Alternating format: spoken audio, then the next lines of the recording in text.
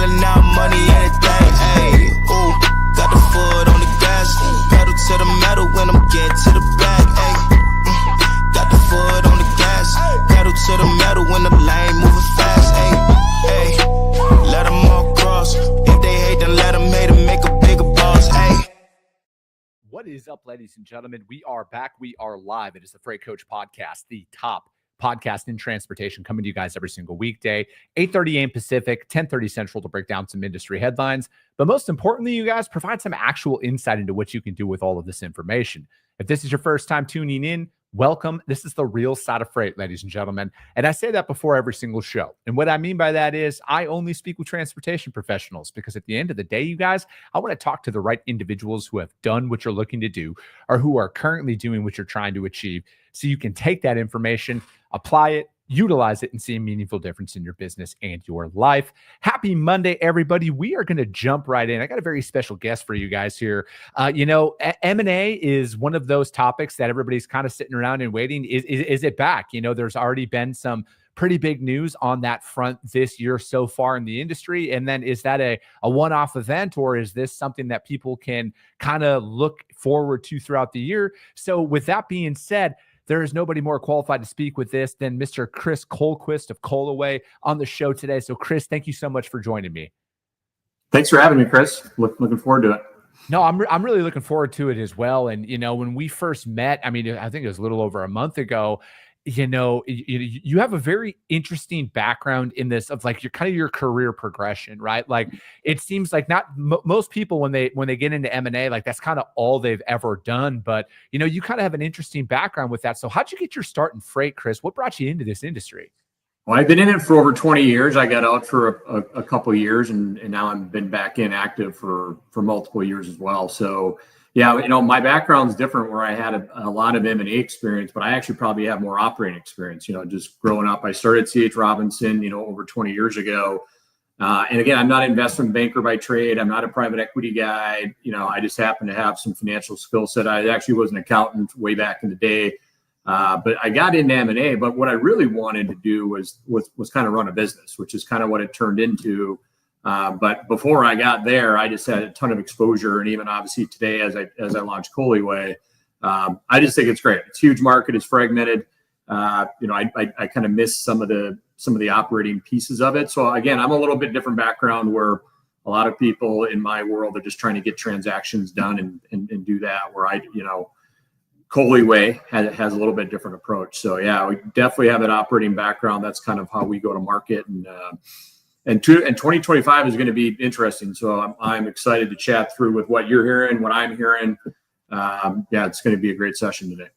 No, absolutely. And, I think like with you starting out at Robinson and kind of seeing the world from that lens, right? Because that's like it's a whole different beast when you're operating at that level. And I'm very fortunate.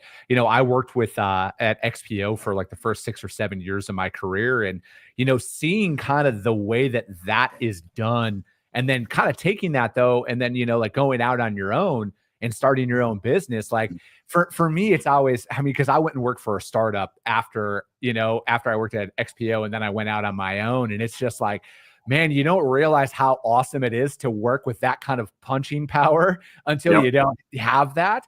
And then it's just like the access to the resources, right? And it's like, I was just talking about this on the show on Friday, Chris, where it's like, hey, depending on who you're going after from a business development perspective, some of these enterprise shippers that are out there, they only work with you because you got a lot of money to throw their way to operate their business. And, I think that's kind of a big deciding factor out there. Well, it is huge. And again, I was fortunate, when I was at Robinson for a fairly long period of time, we were doing a lot of acquisitions, we were doing a lot of deals, but more importantly, I did have a really good brand. And I was in a position, since I did a lot of the sourcing for our team, we had a small team, a lot of people would take my call. That's a different world than today, right? So as a business owner in Colaway, as we are expanding, we're bringing on a new partner right now as well, just with all the activity that we got to have going on. It is different. And you do kind of miss the resources, but at the same time, you learned a bunch through that you can take in this new business, ownership world. So again, I definitely see there's pros and cons. Obviously, I still have a lot of friends in the industry that work for larger players, smaller players, medium-sized players. And you work for the larger ones, you get a lot of access to resources, but typically there's some red tape and bureaucracy and other challenges that go along with having that type of scale. And as you get to be a little bit smaller, you can be more nimble in some of those. So Colby Way is more focused on lower to middle market. We've done deals and I've done deals on the larger scale. So we have that skill set, but we believe there's a lot more growth and actually a lot more fun down in that lower middle market where you're working with business owner and founders. And most of the stuff that we're helping people with, they haven't raised money before, they haven't done deals before. And when I started at Robinson way back when, we did a lot of relatively small deals that, I was just fortunate to learn and kind of be around. So again, our background that me and my team bring to the table is different sizes. But a lot of that, again, some of those core things on being successful within an acquisition can be learned and isn't all about the brand, right? So I think when we go to the market, as challenging as that may be, when you don't have that great brand behind you, there's some things that resonate just from the skill set. And again, I've looked at thousands of deals. I've been very fortunate to be able to have that type of background that I can share with business owners. I spend a lot of my time on business development, really with business owners and telling them my story. And I've seen every business model within supply chain and kind of logistics out there, and every situation that I've seen a lot in my tenure, and that can be valuable to business owners trying to figure out the M&A market, and specifically this year. So really excited about some of those dialogues that we're having. Chris, what is something that most, as a founder myself, I know what I have personally invested from a monetary perspective, but also from like an emotional perspective inside of building my business up. What is one thing most founders misinterpret about the value of their company as they're possibly looking to sell their business? Well, I think it's hard for them because again, they founded it, they built it.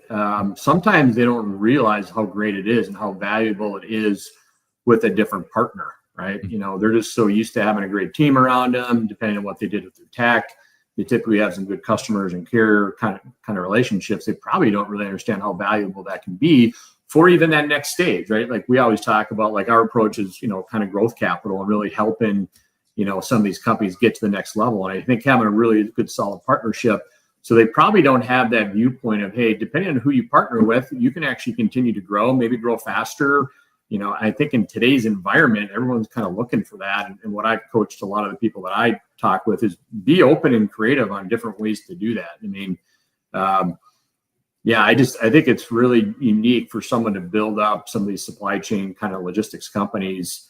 But for them, because they've just been doing the grind, which is really hard, and they deserve everything that they've built. But sometimes going up to 30 and 40,000 feet and coming in, and I come in with, hey, I don't know your business. Let's talk about it. I'll give you my constructive feedback. And to be honest, sometimes this is the part that probably isn't good, or buyers aren't going to like this, or investment people aren't going to like this. And it's kind of hard to tell the baby's ugly type scenario. But I've been around long enough. I'm like, it doesn't make sense to kind of waste time.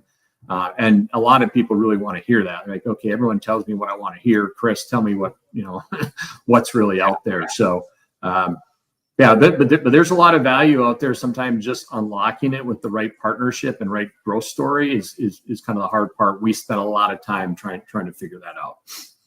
When is the right time to seek investment, right? Because I feel like, the business financials, we go as far as like we do a literal monthly segment on here with my friends at Denim, called Financial Fridays, because like it is such a different beast of learning, all about your business financials and keeping them healthy as opposed to your personal. So it's like, how are you working through them? Are you really helping them identify like, hey, maybe we should, bring on investors from that? Or is it an all out sale? Or maybe you should work with your bank for creative financing or something like that? Kind of walk through a couple of those conversations. Yeah. It starts with the why, like why are you raising money and what's your growth plan? So if you just think about those two angles is, hey, why are you considering kind of raising money? There has to be some type of reason.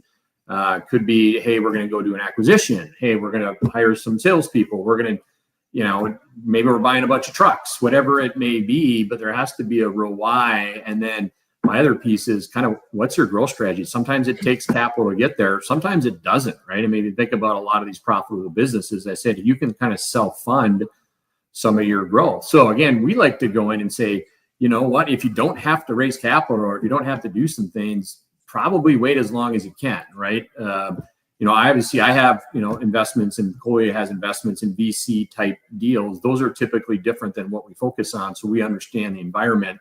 And they're raising a lot of money, and all of a sudden the founders and owners get diluted pretty quick, and that can be a challenging environment. And in most of the scenarios that we talk with owners on, they either founded it, still have a pretty good investment, haven't gone down the path of raising multiple things. So yeah, I do tell them there needs to be a really good reason for you to do that. Tap into some of the market on the debt and some of the other partnerships where you can.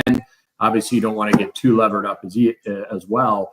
I think the other thing I coach them on is, if you think about getting capital, look at it more than just capital, right? I mean, anybody can go find capital in one way, shape, or form. Obviously, it'll depend on the terms, what those investors want, but people can find capital. The harder part is, can people bring more than capital, which is what our go-to-market is. Hey, we've got capital, but probably more importantly, we've been in the industry for 20, 30 years. We've done 20, 30 deals. We've done all of this stuff. We can help you grow. This is kind of, we've sat in the chair. I've sat in the president's chair. I've started my own businesses. We've been done investing here. I mean, we've a little bit different than probably other professional investment firms or private equity. And so we kind of say, hey, we can help you grow and really think through this thing versus just here's a bunch of capital and we're going to stay out of your way. We like to think about it when we're on the investment side is we're going to be really active investors in a positive way, right? It's not just the spreadsheets every other day going back and forth that you hear the horror stories about. It's really sitting down and going, okay, what's the leadership team look like? What's your customer base? How are the carriers? What's going on in the market? Like those type of things.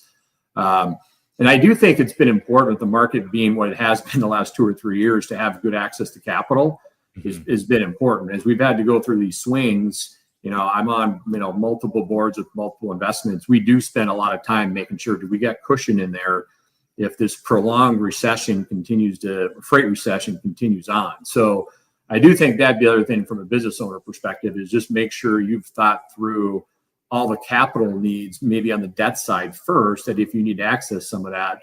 On the equity side, is it strategic? Are you bringing in equity to help you grow, do an acquisition? Maybe you're bringing in a new partner that can help run the business with you. It could be multiple things. But I think that's the thing, really understand the why. And then if you do have a growth plan, sometimes that takes some capital and making sure you're picking and qualifying the right partners for you. Mm-hmm. Is there so it sounds like you guys are taking more of a comprehensive approach, right? Like it's not hypothetical example. It's not Chris is just sending you guys a check and then they figure it out on your own. You're really, not only are you providing working capital, but you're also providing somebody who's sat in that seat and offering, kind of like leadership and strategy guidance that comes along with it, right? Because I feel like a lot of individuals, you're inevitably faced with that spot in your business where, your revenue might be there, but like your operating ratios are low and you're trying to improve profitability. And sometimes the best perspective is a fresh perspective. It's having somebody from the outside look in and kind of see where are your inefficiencies, because again, at least I know for me, you get so caught up in how do I grow that sometimes you're making wrong moves. And obviously there is no playbook to entrepreneurship, as you know, Chris, but it's also, there's a ton of value in partnering with the right people that can help you springboard your operation, who can sit there and tell you like, hey, I've been there before. I've seen this exact same scenario. This is the direction that you need to take.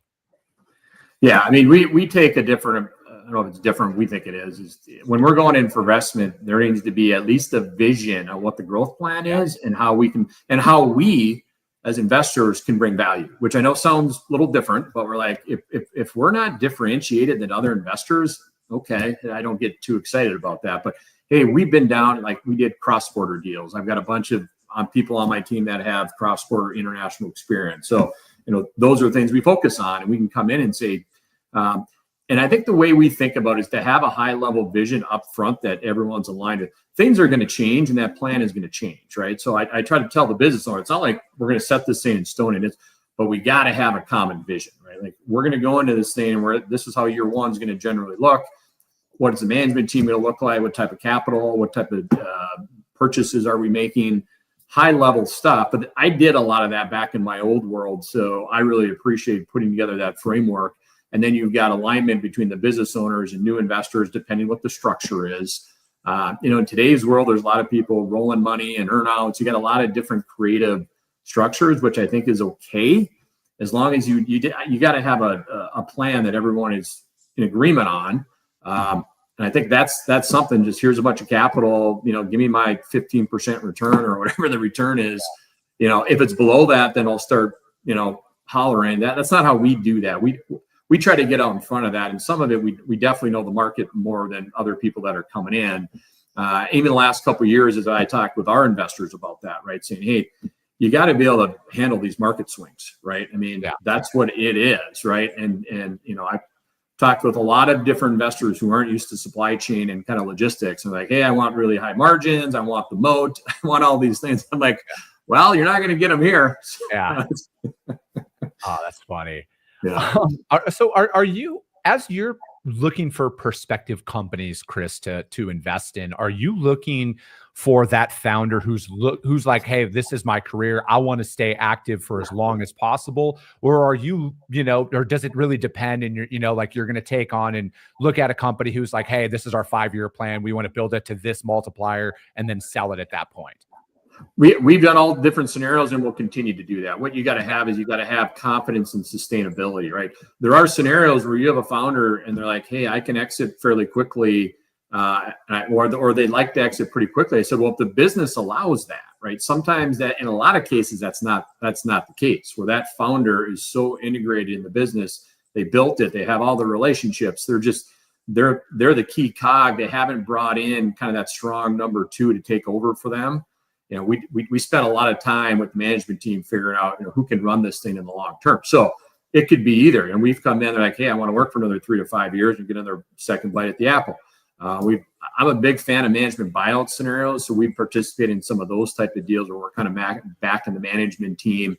If the management team's willing to take some risk as well, there's different ways to kind of structure that. But to your question, we can do it differently because we do have operating experience. We could bring in talent if needed. We've done that. But every time you do that, there's just another risk element. So we like to have kind of that core in place that we can get comfortable with. We know we're going to supplement talent over time. Could be shorter term, medium term, longer term. But it's going to have to be scenario by scenario. But I do coach a lot of founders that they're typically not ready for that. You can't just, here's the light switch I want to sell and ride off in the sunset. That's very low likelihood. Are there some cases where that's happened and will happen? Yes. But if you think about our business, it's really hard to do that, right? It's a service-based business, and it just doesn't always go that way. So, I would tell you, we think about last year, as you know, the M&A activity was not very high. So we spent a lot of our time doing advice, doing our investments, kind of getting companies prepared to sell, getting companies prepared to buy. We spent a lot of the time doing that and building some good relationships, to be honest. I think that's really going to help us as we get in 2025, which we're seeing a lot of activity. And at some point, the market will get better. And I think we'll be positioned well, just from a market perspective and how we can help our partners as well. So, with that being said, and it does seem like, I would even go back as like kind of mid to late 2023 through 2024. It kind of everything just kind of fell off a cliff, right? And then it died out, at least from the outside looking in. I'm not in that world like you are, but it seemingly is gaining some serious steam here. My friends at Green Screens had a massive, through Triumph here, and it's wild to see that number out there. And I know that there's probably a lot of companies now who might be running low on capital at this point, who might be, they're taking that as a sign of like, hey, we might see a lifeline here. So what's your stance on kind of how things are trending? And then what can companies who might be looking for outside investment in this space right now, what can they start doing to potentially capitalize on this? Yeah, I think there's a couple of things. And you mentioned there's been some pretty big or strategic, supply chain tech deals in the last, 3, 4, 5, 6 months, right? And I think there's multiple things driving that.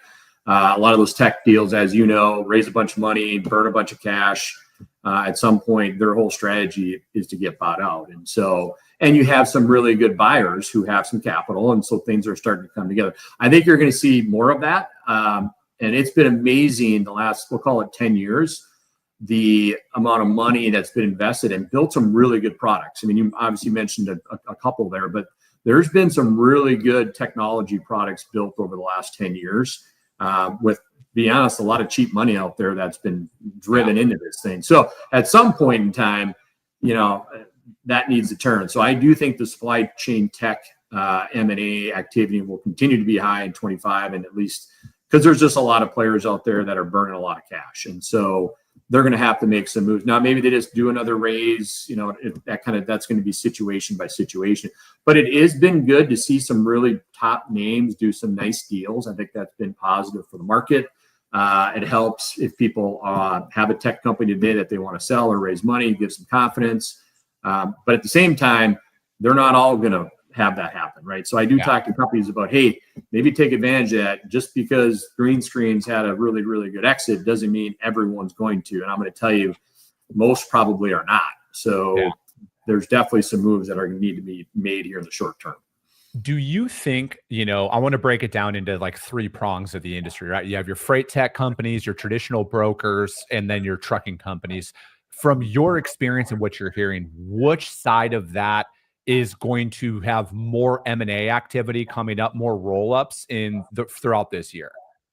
I think it's the supply chain tech, because there's been so much tech out there over the last kind of 10 years. And there's been a little bit of deal activity over the last 2, 3, 4, but fairly limited. If you look out there, and we have our own tech matrix ourselves, right? There's 50 plus TMSs, and there's, again, all good.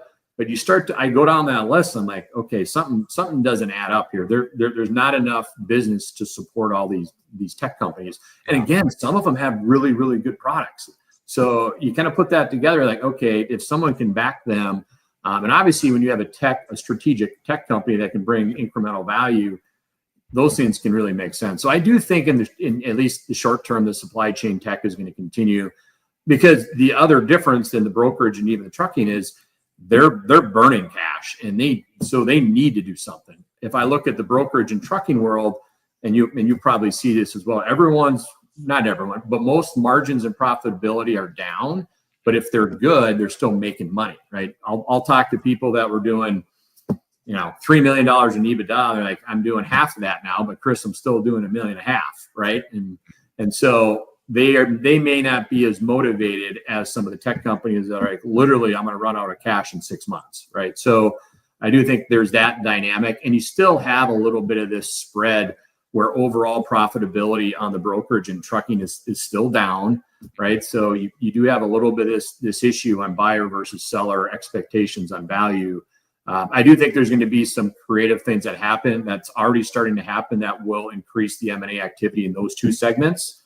But to your first question, I think the tech stuff is going to continue to see some players out there. And if you're in that world, you don't want to be the last one standing with no dance partner. So there's something to be said there as well.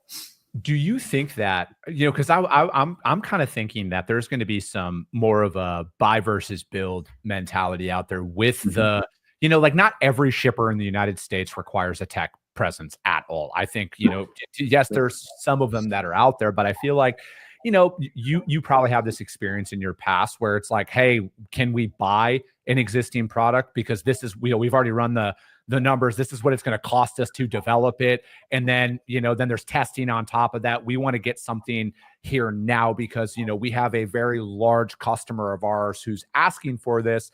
Go out there and explore. So do you think that those conversations are probably happening out there right now, where it's going to be a large trucking company or a large freight broker are going to start buying tech product companies out there and then just rolling them up into their internal TMS?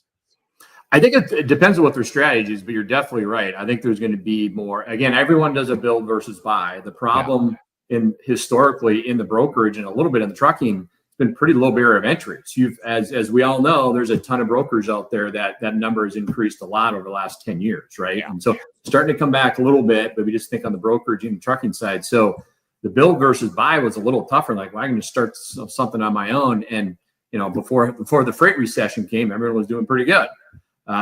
I think it is a little bit different now because it's a really hard environment. So I think people are looking at it a little bit more objectively. Hey, can I go buy something? The question is, when I buy it, how sustainable is it? What's coming with? There's a big relationship piece to whether it's a trucking side or the brokerage, both of those. And so you got to get some comfort with that. But I do think that's important. I mean, we have a platform within our Coley Way called 007 that we've been doing this. And it's a really good option for a lot of these smaller brokers that puts us in a position, and to be honest, puts them in a position to get more value than they would in the normal marketplace. So, we position that because we could kind of see it coming, right? Like at some point, some of these brokers are going to have to do something. Some are just going to ride it out. I mean, literally, I talk to a lot of business owners who I respect a lot. I said, you're better just riding this thing as long as you can, because unless you make some bigger moves to invest in the business, you're not going to have something that a lot of people are going to want to buy, right? That's I'm kind of honest with them. And so I do think you do get some different dynamics there. I think there will be people buying stuff on the trucking and the brokerage a lot more in 2025, just because the options are better than they have been. And I think it's just going to be the right market. I also think, I do think I've never been a big fan of mergers. In the old days, as mergers of equals didn't work. I do think there's needs to be more creative dialogues on companies coming together in one way, shape, or form. Could be partnerships, could be some different things, but I've been talking to a lot of people. It doesn't have to be a full buyout, doesn't have to be some of this, but you're better off teaming up with something than trying to do everything on your own, right? I mean, I do think there's some reality to that. Yeah. So I guess my final question for all of this, I'm hearing a lot of, positive optimism, in a sense. And, there's probably some founders out there, we'll position this from the tech side of things. Do you think they would be better positioned to have a shorter walkaway period where some of these companies like the build versus buy thing here, they're going to want their own people in it probably sooner than later? Do you think those founders who maybe started it off of a napkin 7 years ago, they have a high emotional connection to that business? Should they be more prepared to have a shorter walkaway period, a couple weeks, hand over the keys and be done?